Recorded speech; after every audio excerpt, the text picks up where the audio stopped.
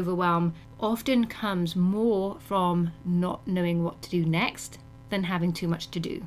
Having too much to do, you can always figure that out. You delegate, you get more team members in, but not knowing what to do next keeps you stuck. Hello and welcome to the Driven Female Entrepreneur Podcast. I'm your host, Melita Campbell, award-winning business coach, value whisperer, and founder of the Dream Clients Blueprint. To kick back after the festive break, I'm bringing you a series of mini episodes that I've called the Planisodes. Each day for the next 7 days, I'll be bringing you a tip and a task to complete to help you set your business up for success in 2023 the easy way, so you can really make this your best year yet. This is all about goal setting, planning, and creating the CEO mindset you need to make this year different, and for all the right reasons. So far, we've reviewed your biggest successes and lessons of 2022 and what that means for this year. We've looked at creating your guiding vision for this year, and we've addressed your doubts and fears to ensure they do not keep you from playing bigger and pursuing what you really want this year. Today, we're going to start creating your goals and plans for 2023. This is where it all starts to get exciting. To download your planning worksheet that accompanies all of the Planisodes, go to melitacampbell.com/Planisodes2023. And for today's exercise, you'll find it much easier with that planning tool to hand. Okay, are you ready to kickstart your goal getting? Let's get started. When it comes to creating goals, it's very easy to get carried away and map out goals for every tiny thing you want to achieve in your business. Now, of course, there's a lot we can do, but today I want you to focus in on your priority goals, those most important goals, the ones that you absolutely are committed to achieving and that will move the needle in your business.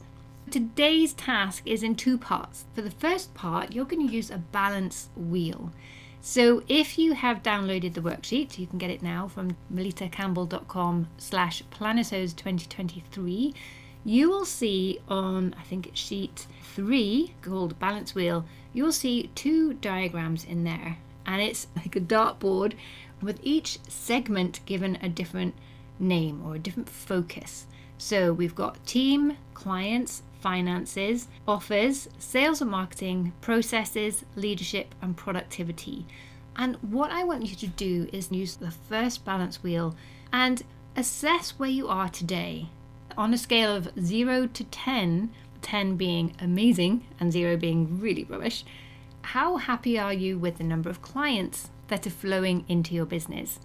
Rate your finances, your offers, and so on as you go around the wheel. Now do this honestly. This is just for you. No one else is going to see this. But the more honest you are with this, the more it's going to help you. Once you've completed that, it'll give you a complete snapshot of where you are in your business today. Then I want you to do the exact same exercise on the second wheel, but map out where you would like to see your business by the end of this year. And where you see the biggest difference between the two wheels will show you where your priority goals should lie. So if at the moment you're at 0 clients and by the end of 2023 you want to be rating that 8 out of 10, then that's going to be your focus. How do you get from 0 to 8 as you define it? And this is really important. What does that mean to you? You want to define this. There's no right or wrong. There's no this is what it means to have clients in your business. You really want this as you define it. And it's not 0 to 10 as in number of clients, because some people will work on a one-to-one basis with their clients and therefore they'll just have a small handful of clients that they can really serve amazingly well. So maybe they will have 10 clients in a year. Others of you may have a different model where you're working with tens of thousands of clients in a year. So the scale is really on how you assess your success in that area. Where are you versus where you would like to be and where you need to be to have the impact that you want, the finances that you want, the lifestyle that you want. And all of this is helping support your success as you define it. There is no one version of what success is. It's really key to zoom in on what success means to you, what it looks like to you, what's meaningful to you. And if you go back and listen to pretty much any of the interviews on the Driven Female Entrepreneur podcast, we've had more than 130 interviews with successful and inspiring women in business. All of them have a very different definition of what success means to them, and that's what's helped them be successful because they've stuck to that. They've designed their business, their strategies, their goals, their team, their approach, everything around what success looks like to them and the impact they want to have for their clients. So think about that as you do this. It's not where you think you should be or what you think everyone else is doing. It's looking at your business as you want it, as is meaningful for you and feels doable. I mean, we want to grow as we build our business, but we don't want to experience overwhelm. And by the way, overwhelm often comes more from not knowing what to do next than having too much to do. Having too much to do, you can always figure that out. You just delegate, you get more team members in. But not knowing what to do next keeps you stuck. And that keeps you spinning your wheels. Self-doubt comes in, and it's all that yucky cycle that we have all experienced and probably know far too well. I know I certainly do. Things are much, much better today, but it's taken a long time. And actually, this is my 15th year in business, so I'm looking forward to revealing some celebrations. I'm going to be planning over the year to mark that occasion. But anyway, I digress. So for now, take that balance wheel, map out where you are today in each of those segments.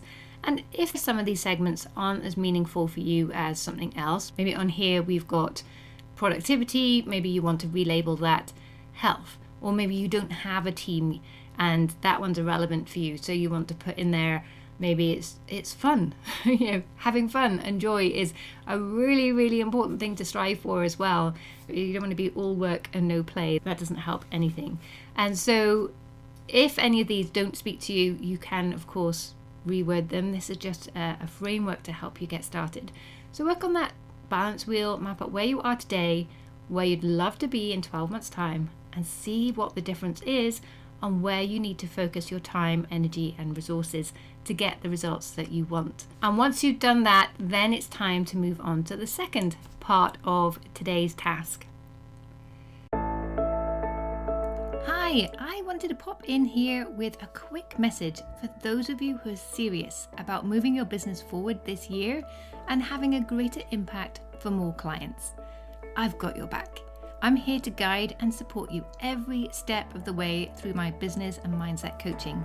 And right now, the doors are open to my membership, the Dream Clients Academy, and there's even special pricing, making it a no-brainer to get personal support for your business each week for less than your monthly Starbucks bill.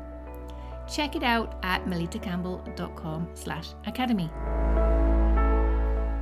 So part 2 of today's task is to note down what those priority goals are in the areas. So what is going to take your clients from being a 2 out of 10 to an 8 out of 10 or a 6 out of 10, for example? What are those goals exactly? And once you have your goals, I want you to dig into them a little bit and think about what resources do you already have available to you that will help you achieve that goal. So maybe it's your network that will help you achieve the goal. Maybe it's your equipment or your knowledge or your existing framework. It can be anything that you already have that's going to help you achieve that goal. That's already going to help you realize that your goal is more doable than perhaps it may seem if you just have the goal on its own. So let's start looking at what do you already have and where are the gaps? What do you need to make that goal happen that perhaps you don't have already today? And you can start looking at, well, where would I get that? Maybe there's some missing knowledge you have, or you don't yet have the right contacts, or you need a bigger list. You don't yet have a product that's quite right. Whatever it may be, map out what those needs are and start thinking about, well, how can you fill those gaps so that you then can move those needs into the resources I have column, and then you have everything you need to get started. Then I want you to break down that goal into what actions you need to take. And I've put them here in Q1, 2, 3, 4.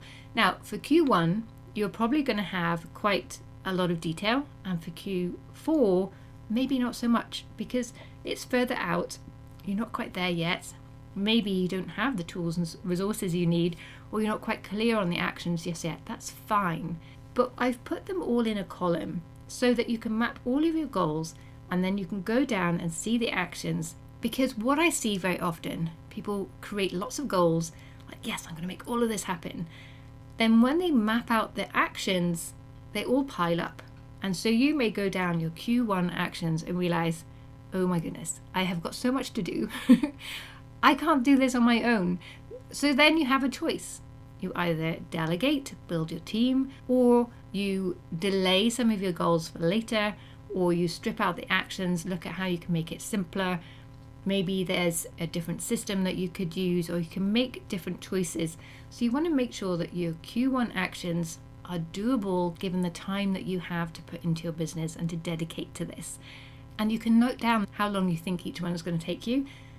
I would recommend whatever time you put, you at least double it. And if there's anything technical, triple it. Things always take so much longer than we think. And you can then start to schedule those actions in your diary, in your scheduler, so that you get them done. What gets scheduled gets done, remember. So map out all the actions, then go back and sense check everything.